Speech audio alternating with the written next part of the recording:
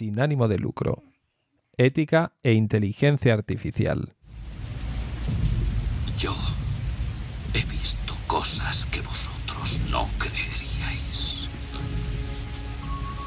Atacar naves en llamas más allá de Orión. He visto rayos de brillar en la oscuridad cerca de la puerta de Tannhausen. Todos esos momentos se perderán en el tiempo. Como lágrimas en la lluvia. Es hora de morir. Este era el final mítico de Blade Runner, una película en la que Ridley Scott en 1982 nos hacía reflexionar sobre las consecuencias del desarrollo de un tipo de inteligencia artificial que quedara fuera del control humano.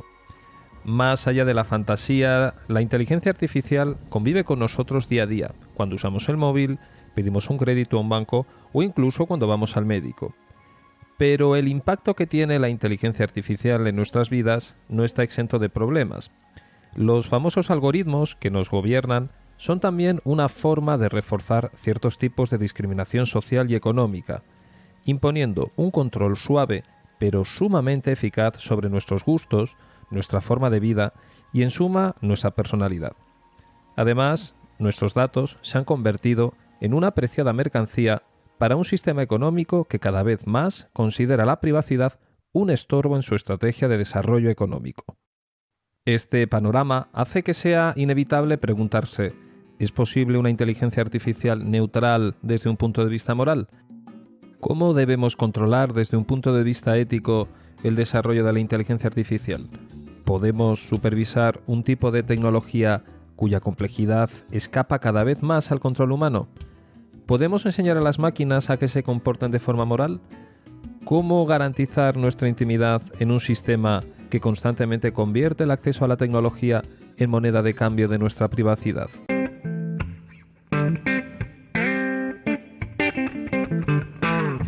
Para hablar de estos temas y muchos más, hoy contamos en Sin Ánimo de Lucro con Aníbal Monasterio Astoviza, doctor en Ciencias Cognitivas y Humanidades por la Universidad del País Vasco, miembro fundador de la Asociación Española de Filosofía Experimental e investigador colaborador en el Instituto de Filosofía del Centro Superior de Investigaciones Científicas. En la actualidad también es miembro del proyecto InBots, un proyecto que aglutina a varios investigadores para analizar el impacto de la tecnología en nuestra sociedad.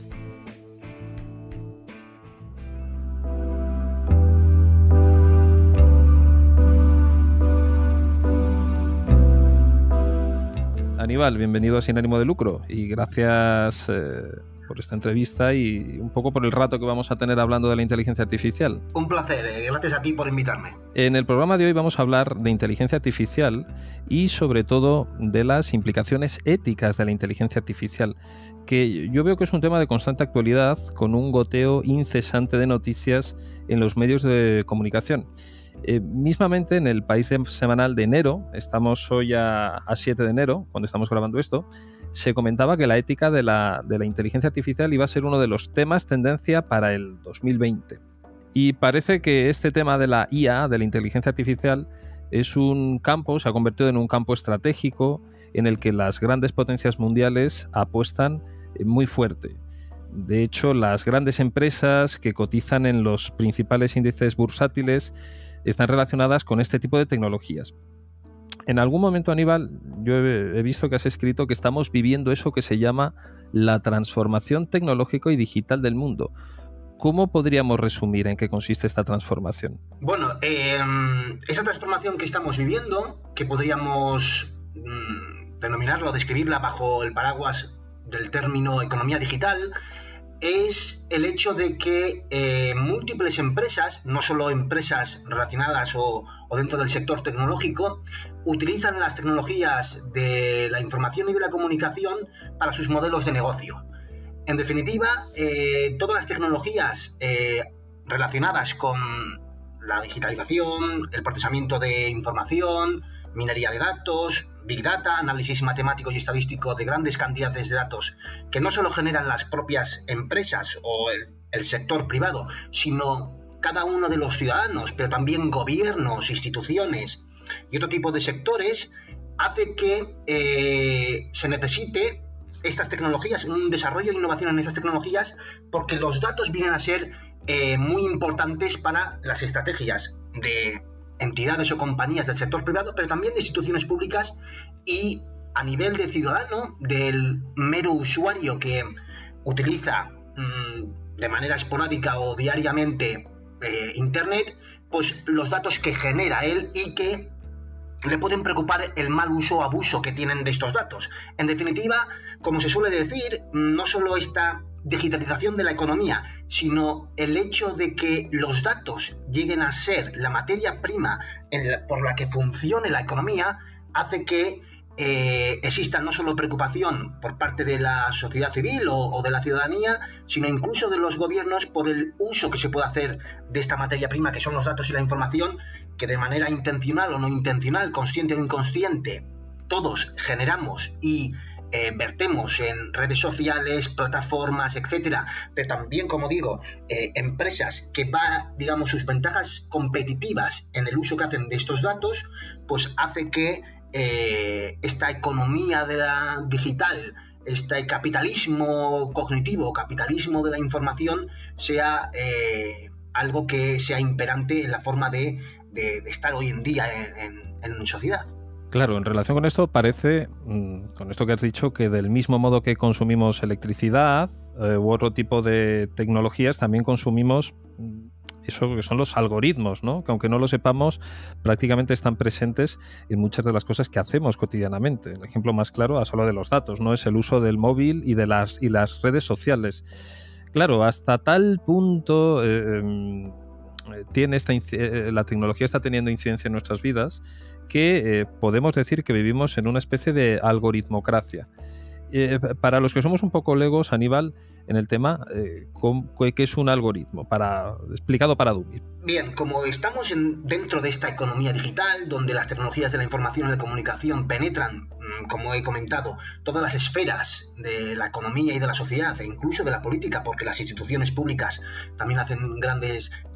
uso de grandes cantidades de datos, y como has comentado, la materia prima de la actual sociedad son los datos, al igual que como fue, digamos, el petróleo en las sociedades postindustriales, y sigue siéndolo el petróleo, los datos es el nuevo petróleo, ¿no? En ese sentido, los algoritmos son como abstracciones matemáticas o una lista de instrucciones que permiten utilizar estos datos, encontrar nuevos patrones en estos datos y, por tanto, predecir nueva información. Y esto les permite a aquellos que tengan uso de algoritmos y el acceso a grandes cantidades de datos, no solo predecir, sino también clasificar y obtener un valor añadido. Es por eso que grandes compañías tecnológicas como las conocidas como Google, Amazon, Apple, Facebook,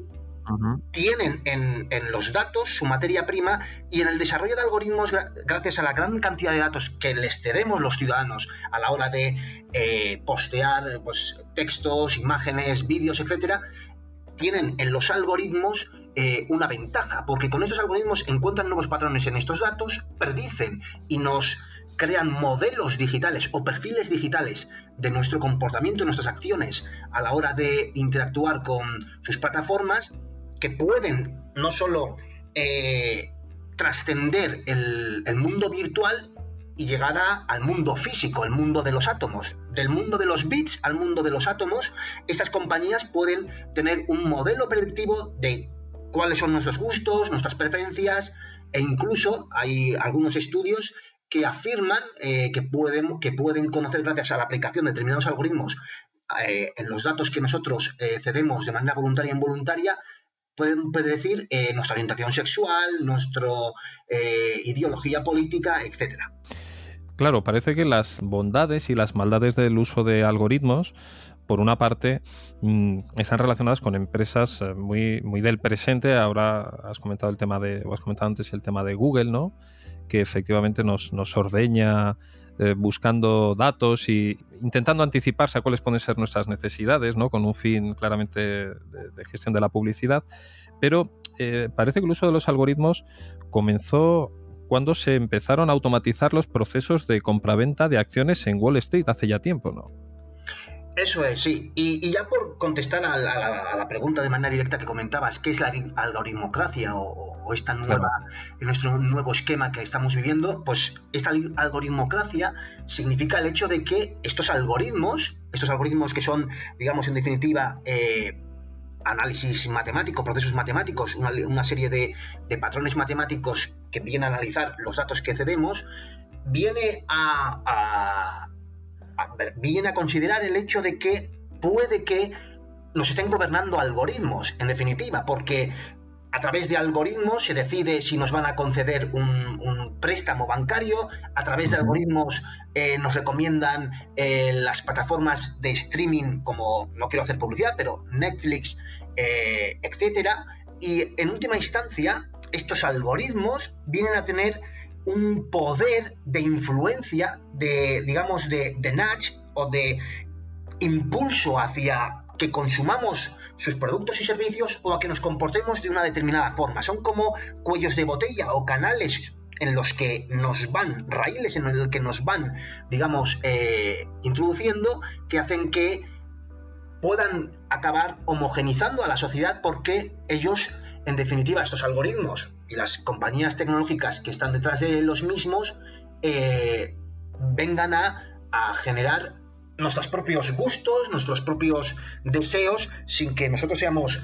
conscientes de ellos, porque esta algoritmocracia o estos algoritmos son los que en última instancia vienen a construir nuestras acciones, nuestra conducta e incluso nuestras preferencias. Claro, a mí esto me recuerda una cosa como muy filosófica, ¿no? Aquello que decía Hegel de la negatividad como algo que hace crecer y desarrollarse, y parece que estos algoritmos lo que hacen es, prediciendo nuestros deseos, nos ponen delante una pantalla, una cadena que a lo mejor somos nosotros mismos,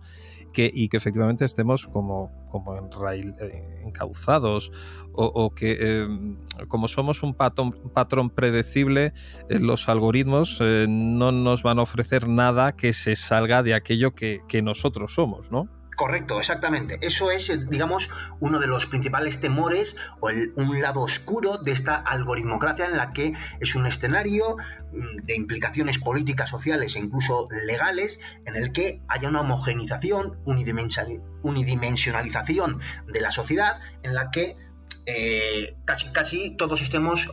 tortados por el mismo patrón, o tengamos una especie de... se nos fabrique de manera serial o en serie nuestros gustos, nuestras preferencias, y este es uno de los grandes peligros. Y principalmente porque en ciencia política o filosofía política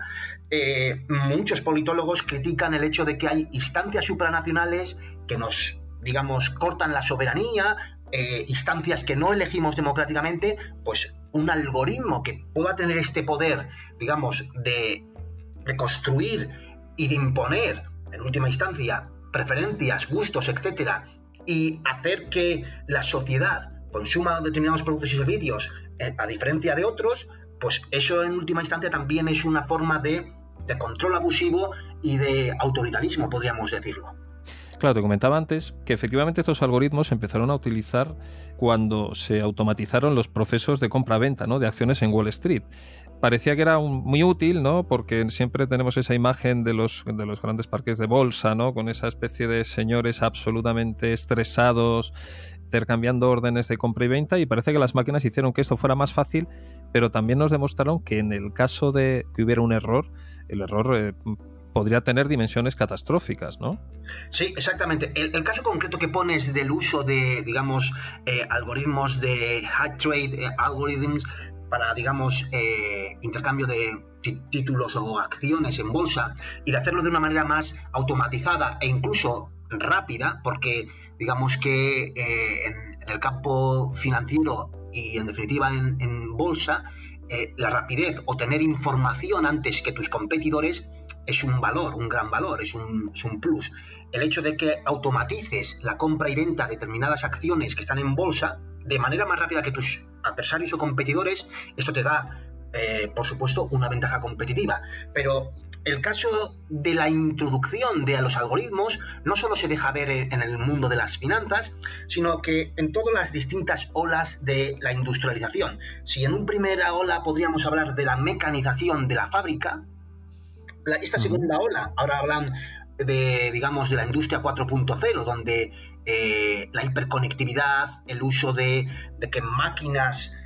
informatizadas tengan un impacto en el mundo físico, el Internet de las cosas, etc. La primera ola fue la mecanización de las fábricas, la segunda ola fue la automatización, y quizás ahora estemos viviendo en esta convergencia entre tecnologías que manipulan la materia, la hiperconexión de objetos inanimados u objetos cotidianos con, en definitiva, su conexión con Internet y con nosotros mismos, porque portamos dispositivos y terminales, etcétera. El uso continuado y la implementación de la automatización no solo se ha dejado de ver en el mundo de las finanzas, sino que creo que el mundo económico y el mundo empresarial está viendo que la automatización permite una mayor eficiencia, una mayor optimización, pero como introducías este ejemplo del uso de los algoritmos en el mundo de las finanzas, también hay efectos negativos, porque en última instancia los quants, los ingenieros, físicos, matemáticos que aplican modelos estadísticos y de análisis cuantitativo para predecir grandes variables macroeconómicas, pues nos llevaron a la crisis en 2008, en 2007, la crisis crediticia que se conoce, o la crisis hipotecaria, porque estaban utilizando instrumentos financieros muy sofisticados que no controlaban o no conocían, y eso en última instancia es la algoritmocracia. Tú puedes diseñar un algoritmo, un ingeniero, un programador puede diseñar un algoritmo, pero muchas veces la técnica de inteligencia artificial o la técnica computacional que está detrás no se puede explicar, o no es tan transparente como para poder explicarla y conocer cómo funciona. Y esto tiene efectos negativos y adversos cuando estos algoritmos o estas técnicas se aplican para sistemas sociotecnológicos como puedan ser las finanzas, porque en última instancia influye en las vidas de las personas. Las finanzas es simplemente poner en circulación dinero entre alguien que tiene y alguien que no lo tiene. Es un sistema sociotecnológico. Si tú automatizas ese proceso, en última instancia te puede generar efectos negativos no deseados. Efectivamente, vamos a hablar luego de lo que son los grandes problemas de cara a controlar estos algoritmos, ¿no? Hablaremos de lo que es la opacidad, hablaremos de alguna manera cómo los tecnólogos, el trabajo en inteligencia artificial es un trabajo en grupo, de tal modo que muchas veces los programadores no tienen control, ¿no? Porque no saben, porque son grandes proyectos, ellos solo únicamente controlan una parte, no saben las implicaciones de su trabajo. Pero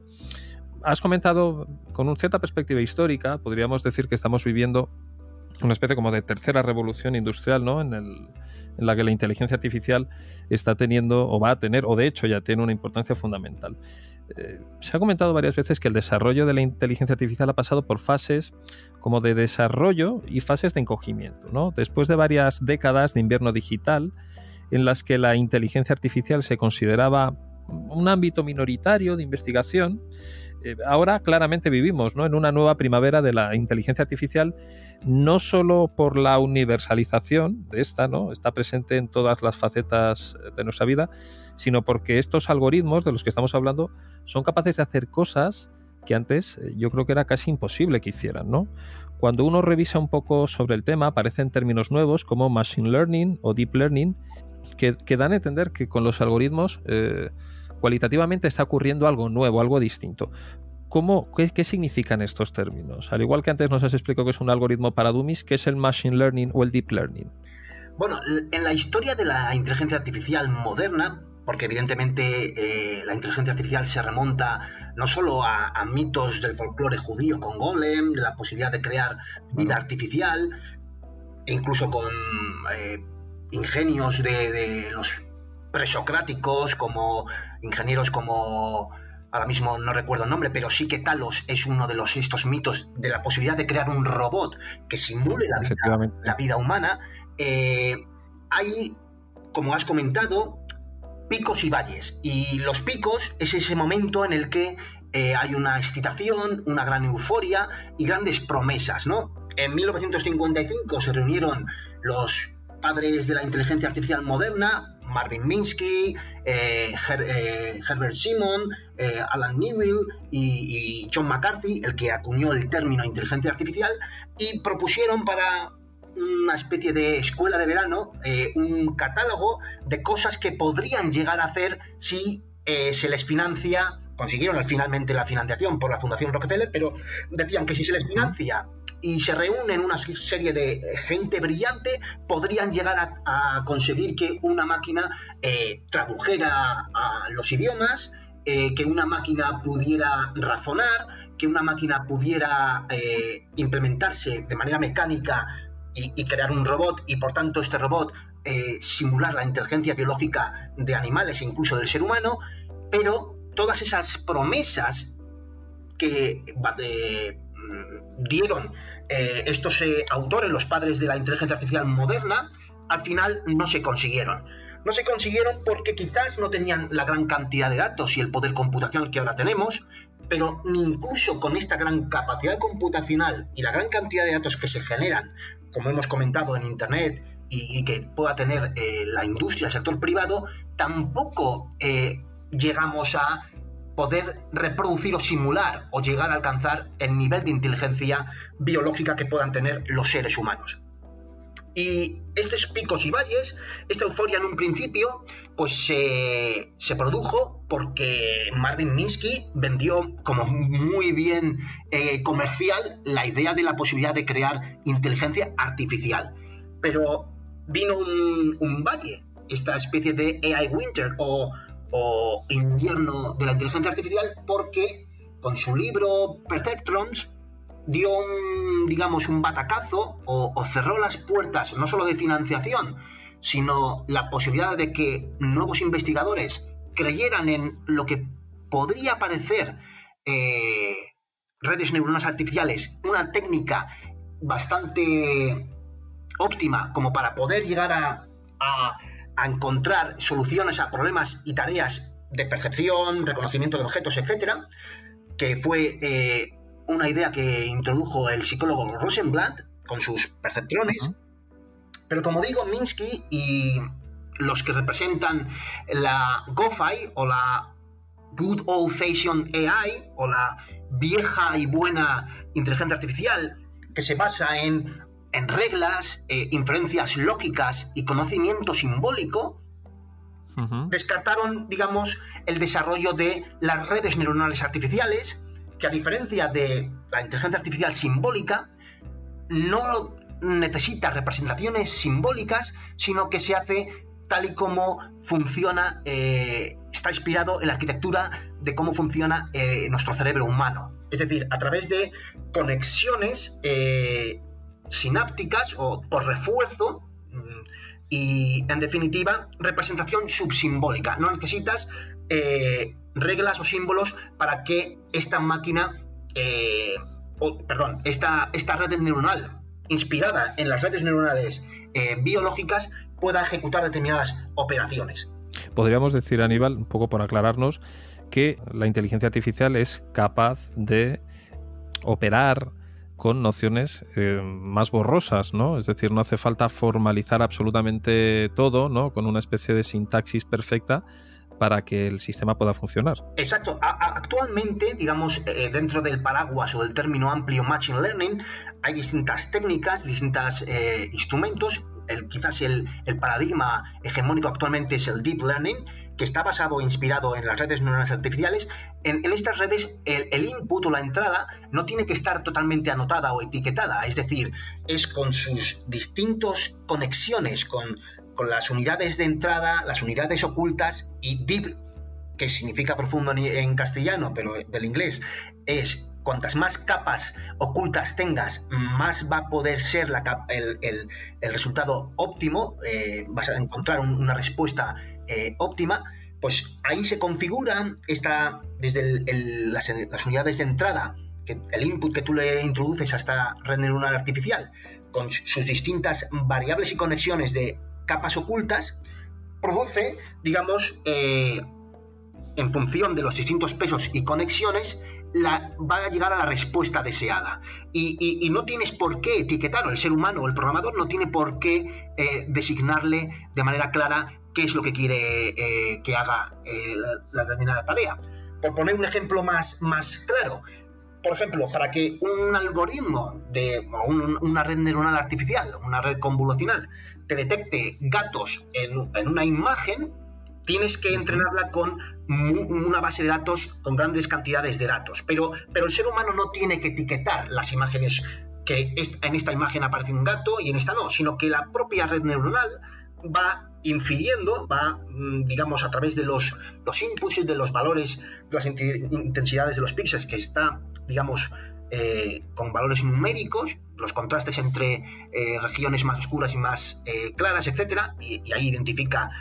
que pueda ser un gato, pues va finalmente reconociendo que en una determinada imagen hay un gato frente a otra que no tiene un gato.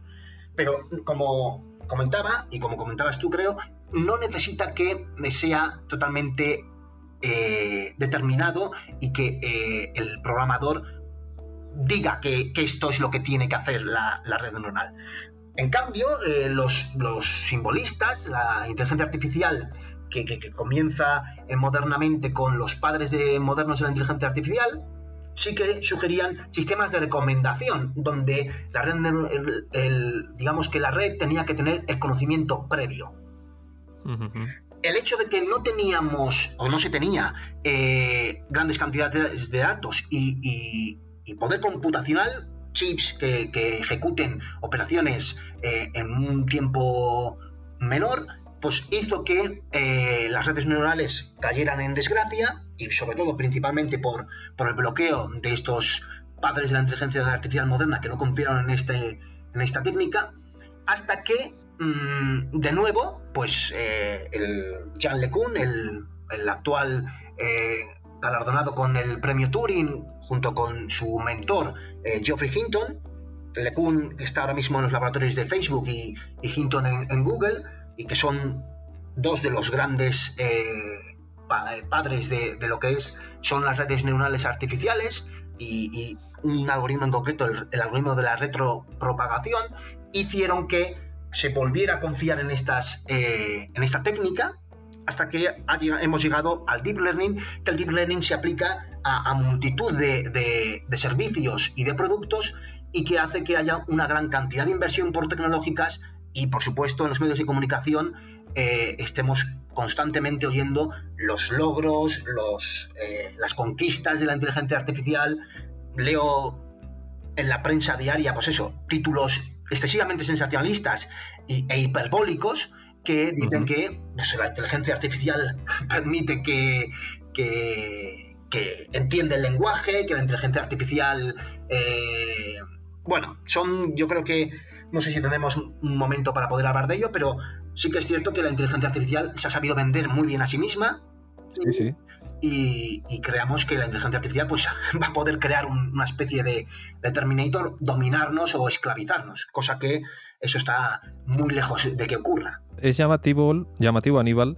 y yo creo que es sintomático que los filósofos empiezan a ser invitados en los grandes foros de debate, ¿no?, sobre la inteligencia artificial. Quizá uno de los más famosos sea Nick Bostrom, el director del Instituto para el Futuro de la Humanidad, cuyo libro, que a lo mejor apunta esto que has dicho, ¿no?, de Superinteligencia, Caminos, Peligros y Estrategias, ha sido recomendado por Elon Musk o Bill Gates, ¿no? ¿Se ve con escepticismo, Aníbal, las aportaciones que desde la filosofía se pueden hacer al desarrollo de la inteligencia artificial? ¿Somos una especie de extravagantes invitados en congresos en los que predominan la perspectiva más tecnológica? No es una extravagancia invitar a especialistas en filosofía o filósofos a que analicen, a que reflexionen sobre los derroteros o el progreso de la tecnología, y en este caso concreto de las ciencias de la computación con la inteligencia artificial, etcétera, porque somos muy necesarios los filósofos, sobre todo porque imagínate que concedemos a la ciencia o la tecnología la capacidad de cumplir las promesas que hacen y de conseguir que, en definitiva, haya una inteligencia artificial general, es decir, una inteligencia artificial que sea capaz de realizar todas las tareas cognitivas que realizamos los seres humanos, o inclusive, como comentas, una superinteligencia como cree Nick Bostrom y otros autores, que si no ponemos los remedios se puede llegar a generar. Ray Kurzweil habla de la singularidad, etcétera. Es necesario la presencia de filósofos porque en última instancia no es la cuestión de si se va a realizar o no se va a realizar, sino es si debemos. Es decir, aunque la ciencia, aunque la tecnología pueda implementar y construir o diseñar una inteligencia artificial, o podamos llegar incluso al concepto o idea de Nick Bostrom de superinteligencia, ya el propio Nick Bostrom reconoce con esta parábola de, creo que son una especie de pájaro, no sé si son búhos o estorninos, ya con esta parábola que comienza o acaba su libro, está, digamos, diciendo de si debemos realmente poner los medios y los recursos para generar una especie de trayectoria que puede llegar a una superinteligencia. Y por eso los filósofos somos necesarios para reflexionar sobre las implicaciones filosóficas, no solo de qué significa la inteligencia, de cuál es, cómo podemos entender qué puede ser una máquina artificial inteligente, porque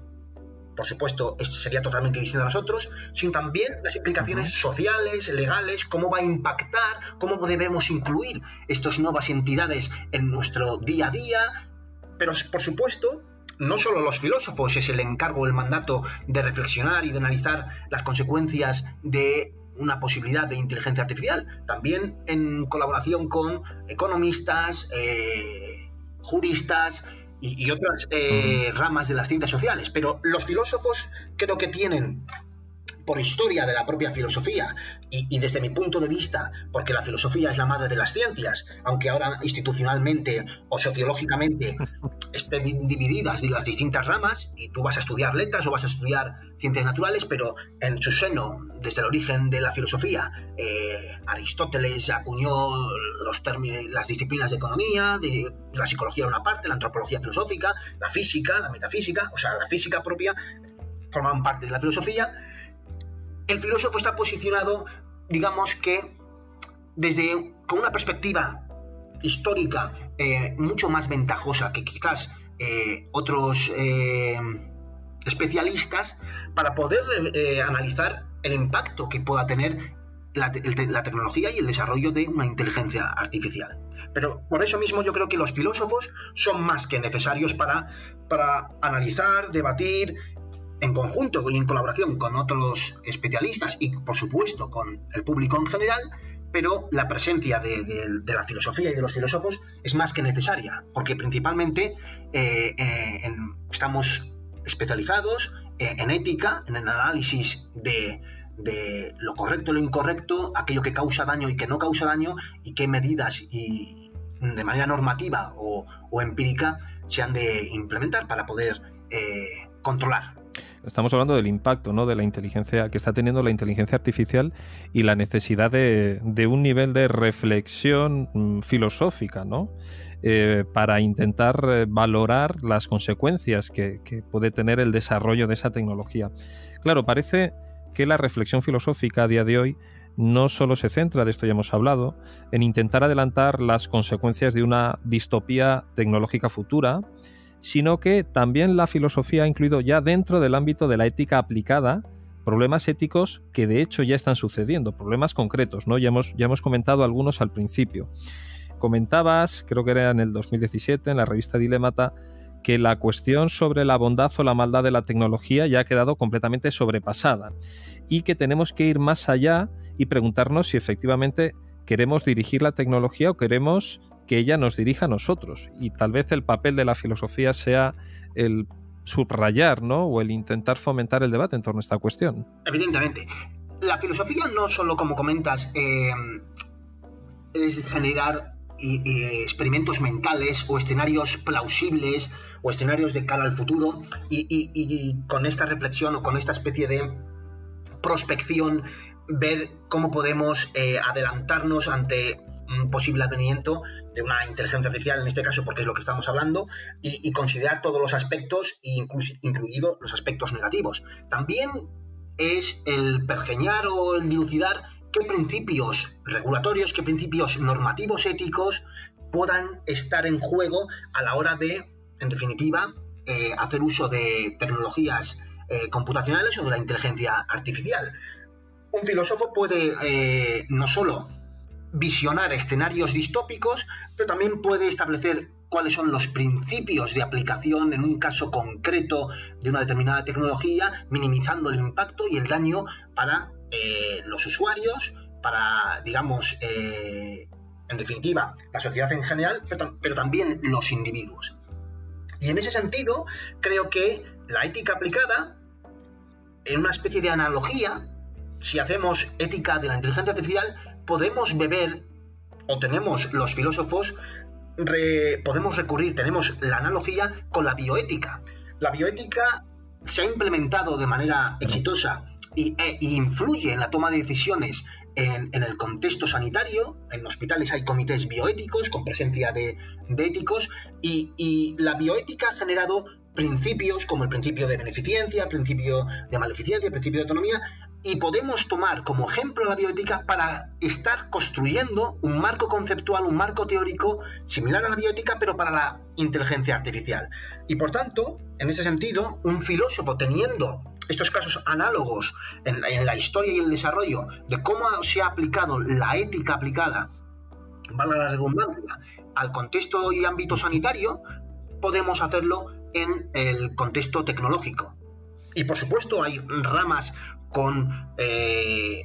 un marco teórico y un vocabulario ya consolidado, la filosofía de la tecnología, la filosofía de la información, y otras múltiples ramas adyacentes que están en contacto directo con las ciencias tecnológicas, etcétera, como ética de la ingeniería o filosofía de la ingeniería, que también tienen ahí ya un sustrato y un marco teórico y conceptual por el cual podemos estar construyendo principios éticos regulatorios y de control, que es lo que quería decir en el último comentario. Claro, a mí, por ejemplo, esto me recuerda un poco a algo que ha dicho el profesor Fernando Broncano, ¿no? Que habla de una especie, por ejemplo, de posibilidad, ¿no? De un juramento hipocrático para los programadores, ¿no? O incluso podríamos, supongo que con ciertas dificultades, empezar a pensar en esos 4 grandes principios de lo que son las disciplinas de las ciencias de la salud: beneficencia, maleficencia, justicia, autonomía, intentar aplicarlos a lo que sería el desarrollo al quehacer de la inteligencia artificial. Para pasar a ejemplos más concretos, con el uso, podríamos decir, no supervisado de algoritmos, a mí me ha resultado sorprendente saber que se usan este tipo de tecnologías, por ejemplo, para predecir, y esto me recuerda a aquella película de salía Tom Cruise, Minority Report, la probabilidad de que alguien cometa un delito, y que estas predicciones presentan sesgos en función de si eres blanco o negro. Y parece que, claro, estos algoritmos, ya lo hemos comentado, son o se pueden ver casi como una forma de reafirmar determinadas formas de discriminación social. Sí, lo que comentas al principio de tu comentario y tu pregunta, el hecho de un juramento hipocrático para las ciencias de la computación o códigos deontológicos es algo que muchos autores están reclamando, y inclusive la mayor necesidad de asignaturas de ética en el currículum de los estudios tecnológicos o en definitiva del currículum de ingenieros y de personas que van a estar detrás de la programación y el uso de esta tecnología que tiene un gran impacto en la sociedad y en las personas. Porque también incluso me llama la atención, claro, pienso ahora, Aníbal, por ejemplo, que incluso dentro de las propias empresas podría haber comités éticos, ¿no? Que se encargaran un poco de supervisar. Lo que pasa que, claro, aquí hay como una especie ya de conflicto que yo veo entre lo público, ¿no? La sanidad, donde a lo mejor hay determinados principios morales que están muy claros, y este tipo de empresas que son ahora los principales agentes, ¿no? En el desarrollo de la inteligencia artificial, que en definitiva son empresas privadas y que forman parte, tú lo has comentado al principio, de lo que hemos hablado, ¿no? De esta especie de una dinámica capitalista, de lucro o de ganancia. Sí, no sé hasta qué punto igual una empresa privada estaría de acuerdo o estaría en sus intereses el que tengan a alguien que les diga esto no se puede hacer, porque por hacer o por recordarme a lo que pueda ser el ethos capitalista de la economía de mercado, las empresas no están para la responsabilidad social, sino están para ganar dinero. Esto es Milton Friedman, ¿no? Uno de los gurús de la economía capitalista. Y en ese sentido, no sé si les gustaría tener a Pepito Grillo en casa y que les recuerde que no deben hacer determinadas cosas. Pero para mí sería algo que sería un progreso social, el hecho de tener incluso no solo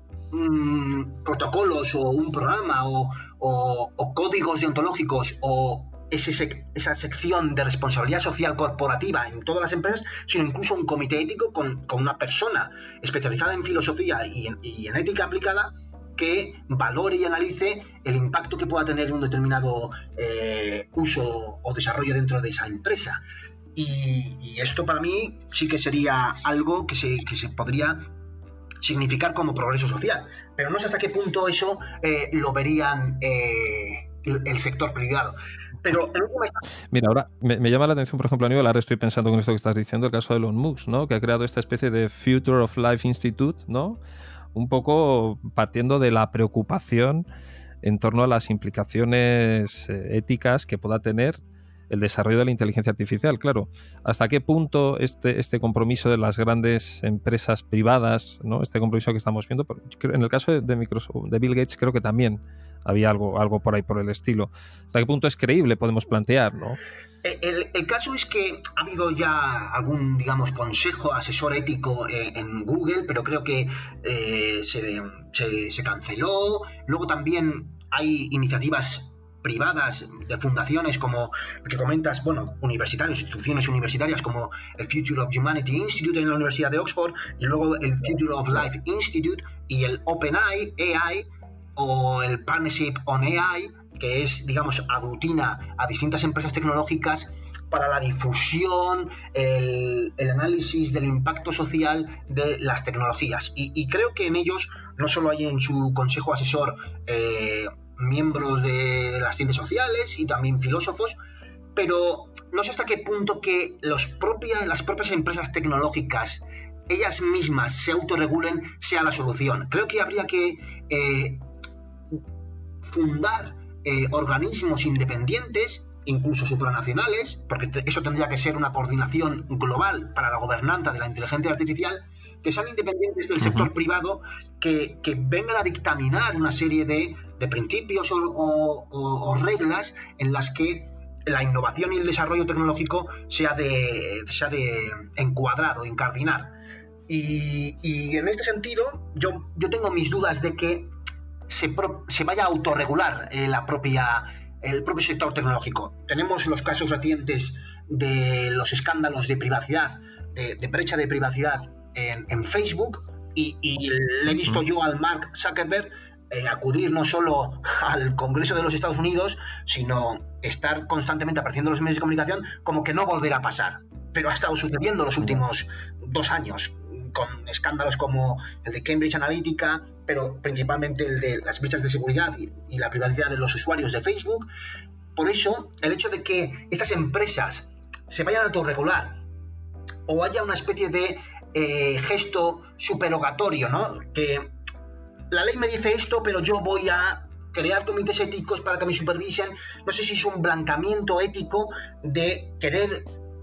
vender a la sociedad en general de que están haciendo bien las cosas, pero cosas que no lo están haciendo. Por eso igual una solución es instancias independientes, incluso supranacionales, tipo la ONU o una unidad o servicio o división dentro de la ONU que pueda, digamos, gobernar el uso de la inteligencia artificial y que pueda poner frenos éticos,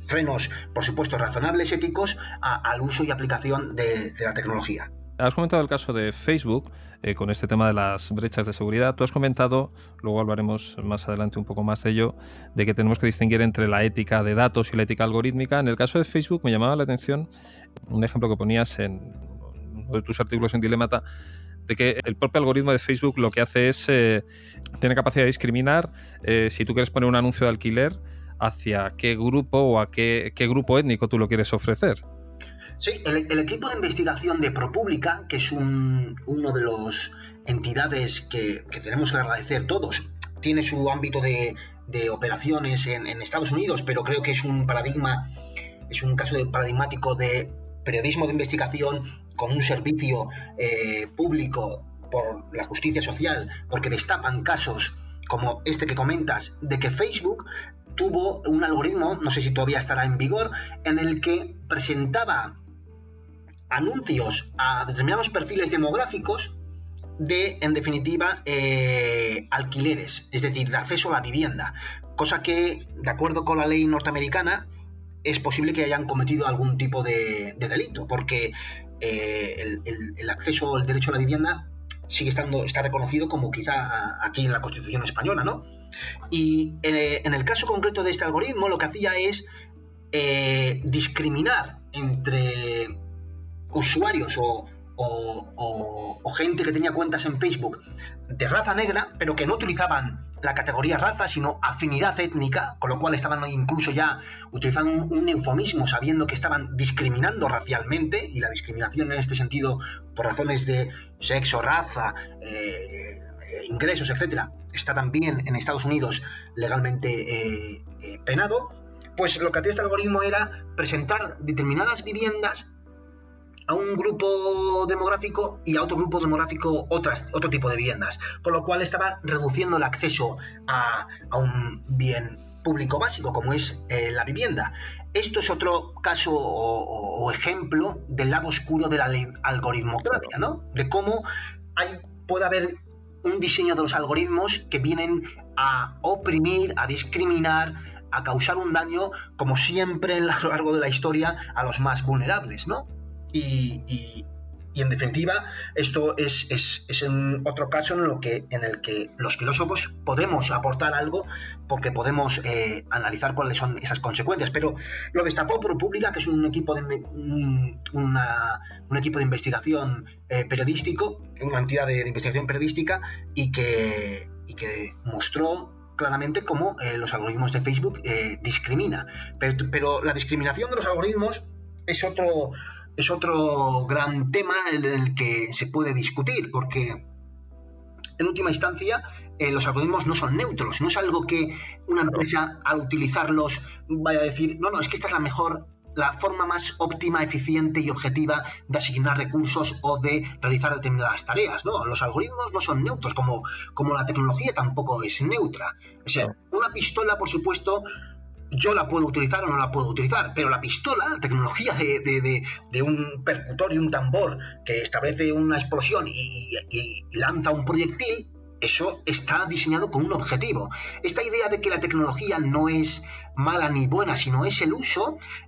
si haces un análisis filosófico riguroso, no está tan claro, porque el diseño tiene una relación con la función muchas veces directa, y que tú diseñes una pistola, está claro cuál va a ser la función última. Por supuesto que con la pistola puedo clavar tornillos, o puedo, no sé, ponerlo en la puerta para que no se me cierre, pero la pistola está diseñada para en definitiva, lanzar un proyectil con una gran fuerza y puede causar un impacto, un daño físico, si yo estoy en medio, ¿no? Claro, los algoritmos no son neutrales. Hay como cierta tendencia a considerar que los sesgos de los algoritmos, lo que estamos hablando, los ciertos, por ejemplo, prejuicios sexistas que aparecen incluso en Google. Cuando intentamos traducir enfermera del castellano al turco, o enfermero, ¿ves? Siempre aparece ahí hay un sesgo claro, ¿no? Parece que el problema de los sesgos en los algoritmos son solo problemas técnicos, y se cree que, por lo tanto, con un mejoramiento de la tecnología solucionaremos sin más su mal funcionamiento, ¿no? De modo que la ética hay cierta tendencia a verla como algo prescindible, ¿no? Y es imposible construir, efectivamente, como tú has dicho, construir algoritmos que sean neutrales moralmente. No se puede. No se puede, porque en última instancia, a no ser que vayamos a crear alguna máquina o proceso automatizado de generación de algoritmos, siguen creándose los algoritmos por seres humanos. Y los seres humanos somos contradictorios, somos falibles. En definitiva, un ingeniero o un programador está enmarcado en un contexto con una serie de valores dentro de la propia empresa para la que trabaja, pero también forma parte de la sociedad y su experiencia, su trasfondo, su bagaje, su trayectoria vital le influye. Y el caso que comentas de la traducción del turco al inglés es un caso claro en el que a la hora de entrenar los algoritmos lo hacemos con datos que vienen de la sociedad, y la sociedad está plagada de sesgos, de prejuicios, de sexismo, de estereotipos, que con estos datos entrenamos a los algoritmos y que, por consecuencia lógica, si les entrenamos con datos ya sesgados, van a producir resultados sesgados. Y aquí otro lugar que los filósofos tenemos para levantar la mano y decir: esto se está haciendo mal. Hay que tener en cuenta un análisis de los datos, una auditoría de los datos, una forma de, no sé cómo se podría decir en castellano, pero en inglés tienen debiasing, es decir, de sesgar los datos y con eso, en última instancia, generar algoritmos más morales, entre comillas, algoritmos más justos. Claro, en esto que comentas, el tema de los sesgos, me resulta llamativo el análisis que hace Patrici Calvo, profesor de ética en la Universidad Jaume I, sobre el impacto que tiene el uso de lo smart, no de la inteligencia artificial en el ámbito de la salud, cuando señala los riesgos que tiene de que la salud de los ciudadanos esté vinculada a su capacidad para suministrar información a los sistemas de inteligencia artificial que sirven para detectar necesidades de los pacientes o incluso realizar diagnósticos. Y esto hace que la brecha social sea más profunda, ¿no?, entre los ricos, que se pueden permitir estar más conectados al sistema y, por lo tanto, proporcionar más información, de tal modo que el algoritmo los va a representar bien, y los pobres, que tienen menos acceso al sistema, tienen menos capacidad, por así decirlo, de transmitir o de suministrar información, y por lo tanto son más susceptibles de un error. Exactamente. Sí, exactamente. Al profesor Patrici Calvo lo conozco personalmente y es un filósofo de prestigio, muy competente y además en este análisis, y estoy totalmente de acuerdo con él, los algoritmos pueden oprimir y pueden dejar de representar determinados sectores demográficos precisamente porque no están presentes quizá en la muestra estadística con el que se va a entrenar ese algoritmo y por tanto causar un daño a una determinada población. Ya, Aníbal, para acabar, hasta ahora estamos hablando un poco de lo importante que es el sentido moral, pero nos estamos refiriendo fundamentalmente al sentido moral de los humanos, junto con el derecho a nivel institucional para intentar controlar las desviaciones y los sesgos de estos algoritmos supuestamente amorales. Pero claro, cabe la posibilidad de que los propios algoritmos tengan capacidad para tomar decisiones morales, ¿no?, e implementar el sentido moral en el silicio. A mí me resulta llamativa la idea de, por ejemplo, César Hidalgo, esta idea de la augmented democracy, en la que hay una especie de avatar que entrenamos con nuestro perfil político y que es capaz de tomar decisiones en nuestro nombre, en un sistema democrático que precisamente busca favorecer la participación directa de los ciudadanos en la toma de decisiones. Lo que te pregunto, Aníbal, ¿es posible que la ética, que precisamente apunta al núcleo de la condición humana por lo que tiene de libertad, diálogo, deliberación, afectividad, empatía, pueda ser implantada en un sistema tecnológico? Bueno, si me preguntas a mí personalmente, yo creo que se pueden hacer progresos como se han hecho progresos en otras habilidades cognitivas humanas que se han reproducido o que las realizan máquinas artificiales o sistemas y programas de inteligencia artificial. Un sistema de visión computacional te puede percibir y ya reconocer objetos casi al mismo nivel de realización o de ejecución que un ser humano. A nivel de, digamos, traducción automatizada, un sistema de inteligencia artificial también te puede traducir. Pero en el caso de la ética, en el caso de la capacidad de juicio moral,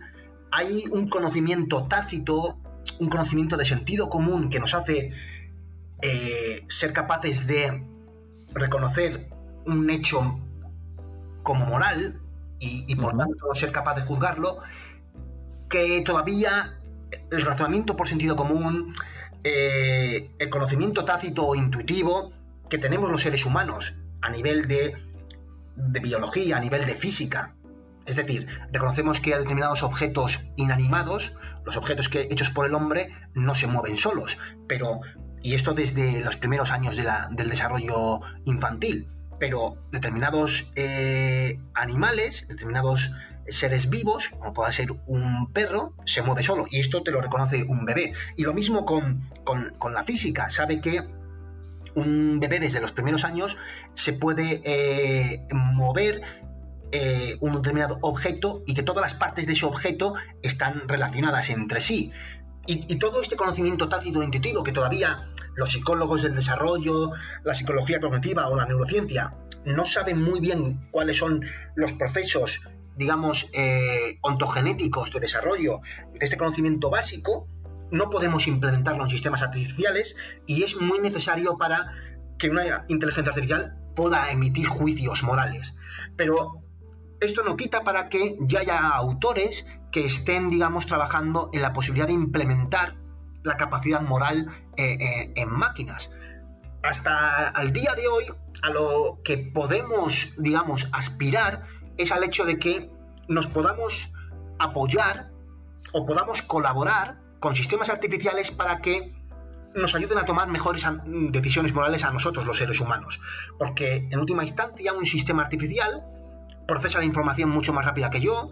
tiene mayor capacidad de memoria y puede incluso acceder a una gran cantidad de bases de datos a través de internet, etc. Y puedo utilizar, imagínate, en una aplicación de móvil, pues una especie de app moral que me diga cuál es la opción para tomar una decisión moral si le introduzco una serie de variables o parámetros en un determinado contexto. La colaboración máquina-hombre para la toma de decisiones morales creo que es algo que se puede, digamos, avanzar y tener un progreso y puede ayudarnos a nosotros como seres morales intrínsecos y naturales, pero todavía el hecho de que una máquina o sistema artificial pueda tener una moral por sí misma es todavía muy lejos, como está muy lejos todavía que, digamos, una inteligencia artificial sea general y tenga una inteligencia similar a la de los seres humanos de generalizar para todo contexto y toda tarea. Claro, esto que comentas de que efectivamente la inteligencia artificial nos puede ayudar a tomar decisiones morales, me recuerda, volviendo otra vez a Patrici Calvo, en un artículo que él comentaba que, claro, es una herramienta muy útil, por ejemplo, para intentar monitorizar o gestionar lo que es la responsabilidad social de las empresas. Cómo se percibe el mundo tecnológico, no, cómo percibe Internet, cómo percibe la gente, en definitiva, aquello que estamos haciendo. Hay una cosa con esto que comentas que me ha llamado la atención, que aparece en uno de tus artículos, está relacionado con el proyecto DeepMind. A ver si lo puedo explicar bien. Podemos empezar a hablar de escuelas de robots o de algoritmos en las que a los sistemas de inteligencia artificial se les enseña a interactuar entre ellos en el contexto de un juego en el que la información no está completamente estructurada, como el mundo en el que interactuamos los humanos, que es un mundo complejo, y que poco a poco son capaces de desarrollar ciertas habilidades de comprensión, a lo mejor esto es muy pretencioso, ¿no?, a nivel intersubjetivo, ¿no? Es difícil, efectivamente, implantar la moral en el silicio, pero vamos dando pasitos, ¿no? Sí, y por contestarte, porque siempre, no sé si a lo largo de esta entrevista te estoy contestando, aparte de lo que me comentas o las preguntas que me haces, y luego cuando he acabado y me vuelves a hacer otra, recuerdo que me he olvidado del anterior. Y lo que comentabas de César Hidalgo, que ahora mismo está trabajando en Francia, viene del MIT Media Lab en Boston, Massachusetts, y este autor, además de trabajar en economía y complejidad, también ha tenido una charla reciente en TED en el que habla que podremos aplicar la inteligencia artificial para los asuntos administrativos o públicos del Estado y podremos con esto eliminar los intermediarios que representan los políticos o los partidos políticos y hacer que los ciudadanos directamente tomemos decisiones a través de pues estos sistemas informatizados o, en definitiva, una inteligencia artificial que procese estos datos y nos conozca mucho mejor que lo pueda hacer un político, que en última instancia los ciudadanos elegimos o votamos a determinados políticos o partidos políticos con el deseo o la aspiración de que vayan a cumplir sus promesas, pero luego no las ejecutan. Un sistema de inteligencia artificial podría conocer nuestras preferencias y ejecutarlas. Esta, digamos, visión de un estado automatizado o un uso de la IA para la gobernanza de las administraciones públicas quizá es demasiado ambicioso, pero a día de hoy tenemos la tecnología, lo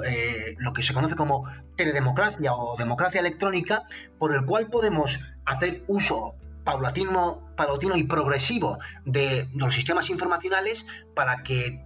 tomemos decisiones colectivas en el que no haya ningún intermediario que no vaya a cumplir las promesas o vaya a ejecutar de manera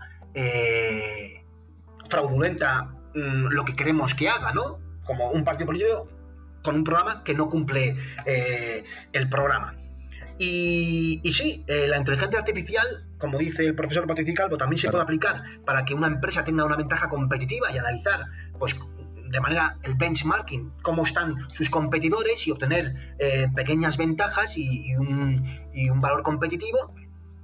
Y en última instancia se puede aplicar a muchos sectores la inteligencia artificial. Esto nos retrotrae a las primeras preguntas de esta entrevista, de cómo la inteligencia artificial, a través de la economía digital, pues está, digamos, penetrando en todas las esferas sociales de la economía y de la sociedad. Sobre una escuela de inteligencia artificial para una inteligencia artificial, eso en última instancia es lo que puede hacer que se magnifique o tenga un desarrollo exponencial, ¿no? Porque si con un programa o un sistema de inteligencia artificial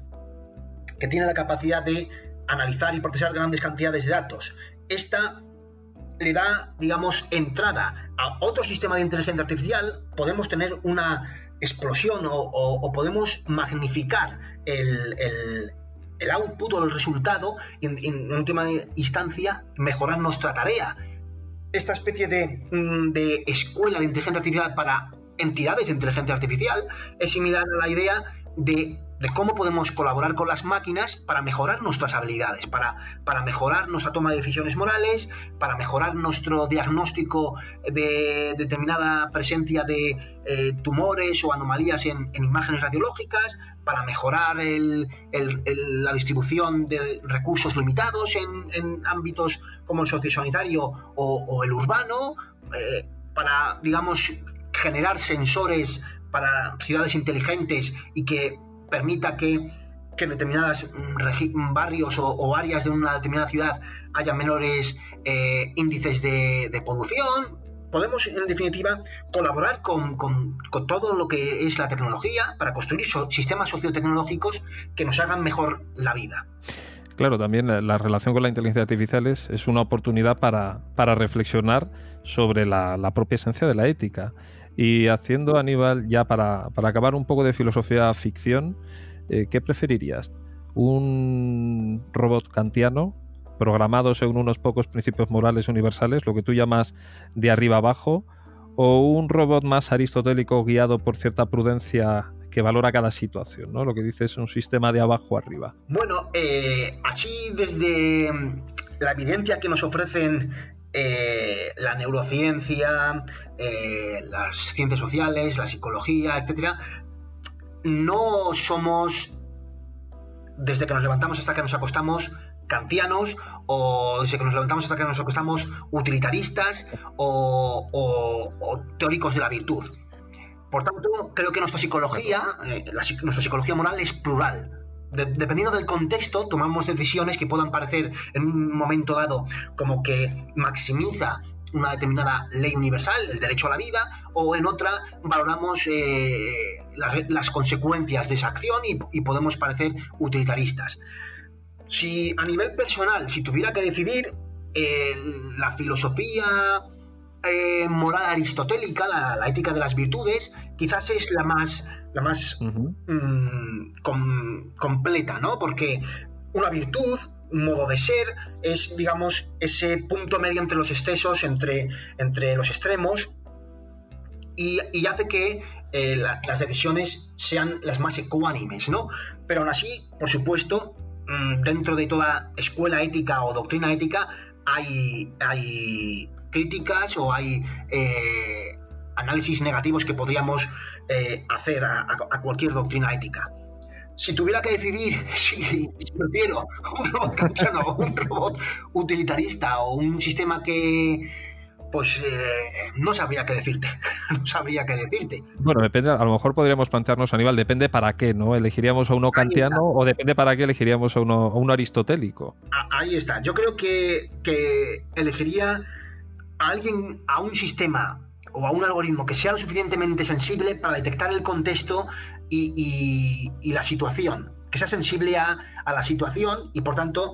emita un juicio kantiano o deontológico en una situación y un juicio utilitarista en otra, porque lo que sí que creo es que somos plurales, tenemos una psicología moral plural, que podemos ser en determinados momentos deontológicos y en otros momentos utilitaristas, y ser dogmáticos o ser, digamos, demasiado escrupulosos para solo hacer caso a lo que pueda ser un análisis dentro de una doctrina o escuela ética en todo momento, en toda situación, creo que es un error. Me acuerdo en eso que dices, Aníbal, del final de Blade Runner, ¿no? Al final la inteligencia es capaz de generar compasión. Pues Aníbal, ha sido todo un placer. Me has comentado al principio, antes de que empezáramos la entrevista, de que estás embarcado en un proyecto, te vas ahora hacia Madrid, me has dicho. Sí, me voy a Madrid, es un proyecto financiado por el programa europeo Horizonte 2020 y se llama InBots, en el que analizamos junto con un consorcio de investigadores. Yo formo parte del equipo de investigación del Instituto de Filosofía del CSIC, el impacto el impacto en definitiva de cómo vamos a incluir a los robots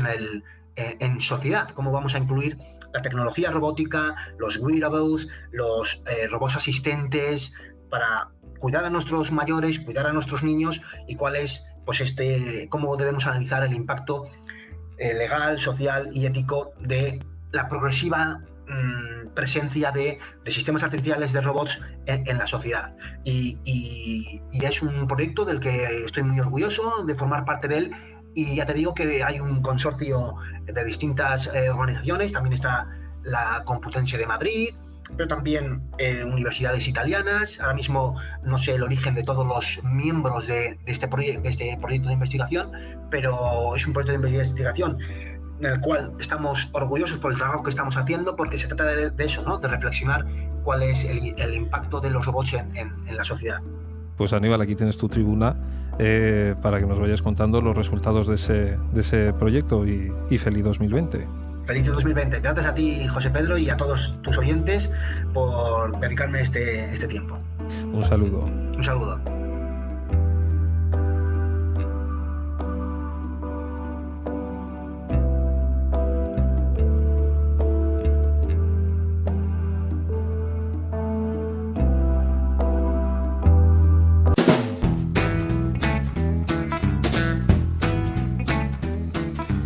Efectivamente, Aníbal, la filosofía tiene que levantar la mano y llevar a la reflexión, si queremos que nosotros controlemos la tecnología o que sea ella la que acabe por controlarnos a nosotros. Muchas gracias, Aníbal, por todas las cosas que hemos aprendido durante esta hora. Si queréis, podéis seguir a Aníbal en Twitter, en su cuenta @AníbalMastoriza. Y os recuerdo que este podcast es un espacio abierto para todos los que lo escucháis, de modo que las sugerencias, comentarios, noticias, que las estoy esperando, que podéis plantear son imprescindibles. Muchas gracias a aquellos que a través de Twitter estáis ayudando a difundir sin ánimo de lucro. Y para colaborar tenéis varios canales que son los comunes. En primer lugar, a través del correo podcast@gmail.com, en Twitter